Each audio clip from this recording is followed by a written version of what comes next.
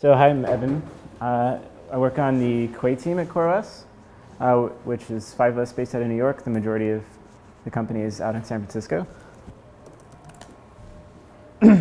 And so today I was going to talk about our build system that we have for Quay, which is, I think, a pretty interesting use case for Kubernetes, and sort of dive into the way our architecture was before, and then how we migrated over to Kubernetes and what problems it solves, and plug packet a little bit as well while I'm at it. There we go. So obligatory company slide. We have a lot of open source projects and enterprise projects, and we're hiring. So if any of this sounds interesting, I encourage you to check out the website and see if you want to find a place. And I'm happy to talk about what it's like to work there.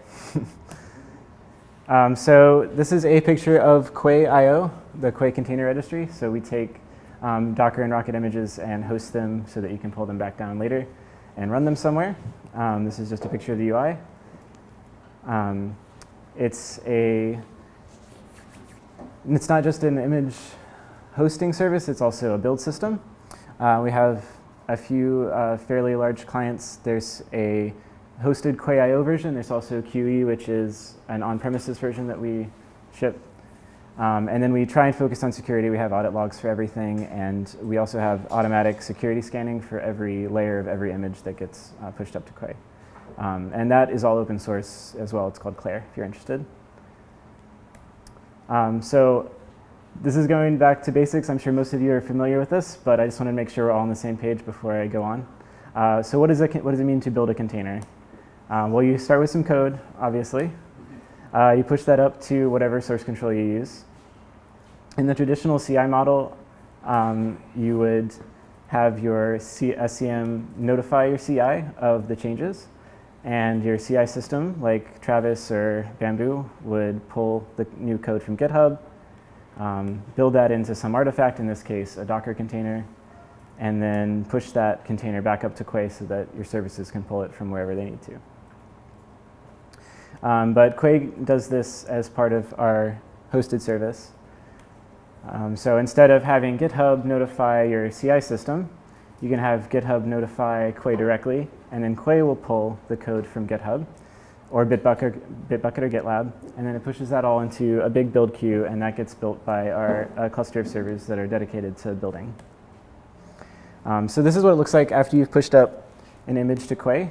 We spin up a new build node, and we push the code to it, and we pull the base image that you specified, and we pull any cached layers. We keep copies of layers that you've built before, and then we start building your Docker file. And then once all that's finished, we ship it off from the build cluster back into Quay for storage. That gets pushed off to S3 in the hosted case.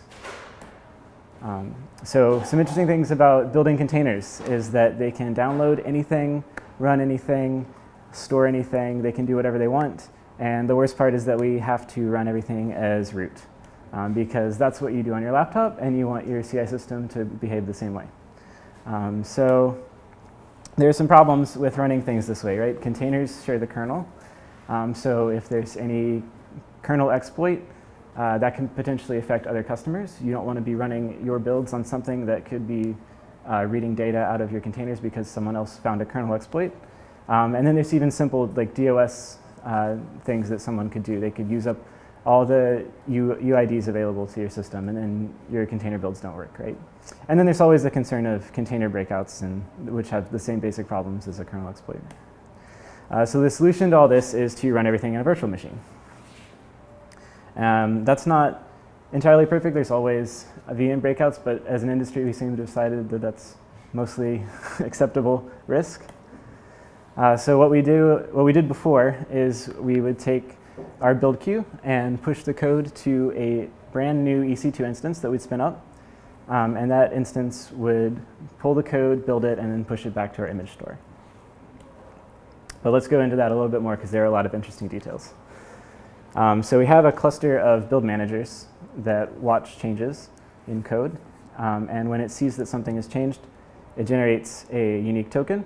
It puts that token in a cloud config and ships that off to the EC2 API to spin up a new node. So later when it talks back to the cluster, we can know which one it is. So we have to distribute that token between all of the build managers, and we do that with etcd, which is another CoreOS open source project that's an open source Raft implementation for distributed consensus.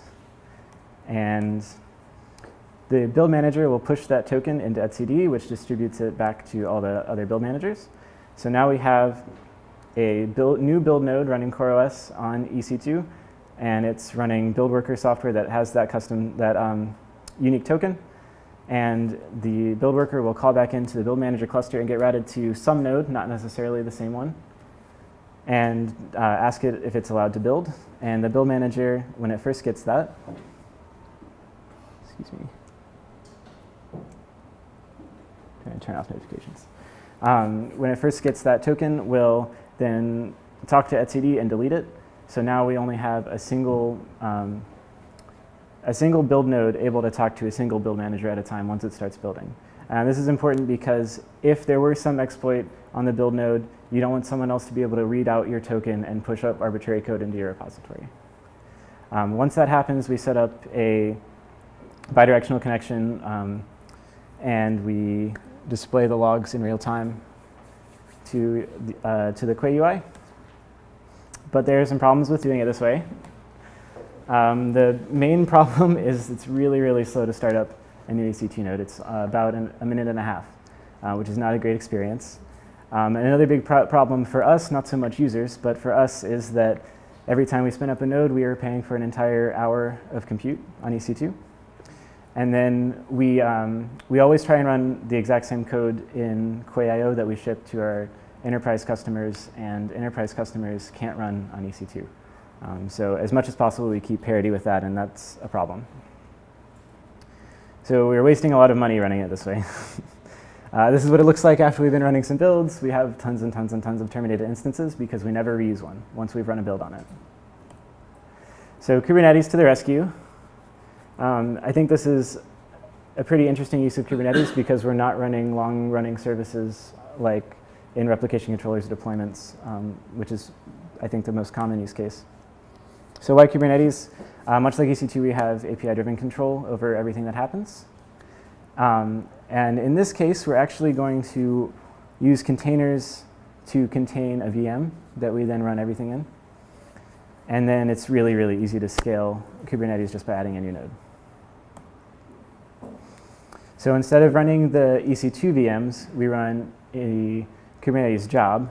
Each job runs a pod, which has a container, which runs a virtual machine, which runs a container, which runs the build.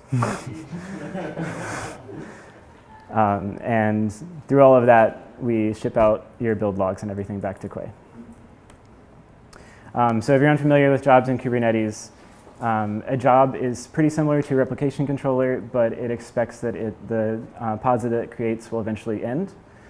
So it can create one or more pods and then wait for them to terminate. And then once they finish, it can give you the status of which ones have finished and whether they were successful or not.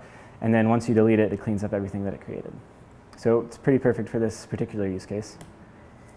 If you've never seen it before, this is what a job config would look like. We don't deploy it with kubectl. We talk to the kube API, but this is the basic idea. So it sounds really good, except that we can't run VMs on EC2. When you get an EC2 node, you're getting a VM. They don't expose the hardware virtualization instructions into the VM that they provide you. So this is where Packet comes in. Packet is another cloud provider, but when they provision a node for you, you're actually getting a hardware server. So we still have an API for adding nodes, but now when we get a new node, we get bare metal, and we can run Kubernetes on that. And because of that, we can run our VMs with no problem. So now the story looks like this. We have Quay talking to a Kubernetes API server, which is running on Packet. Quay tells it to spin up new builder nodes, which are actually pods in jobs. There's a kubelet on each Packet node, which is listening for these instructions from the Kubernetes API server. It spins up containers, which are running QEMU with KVM, so it can virtualize everything.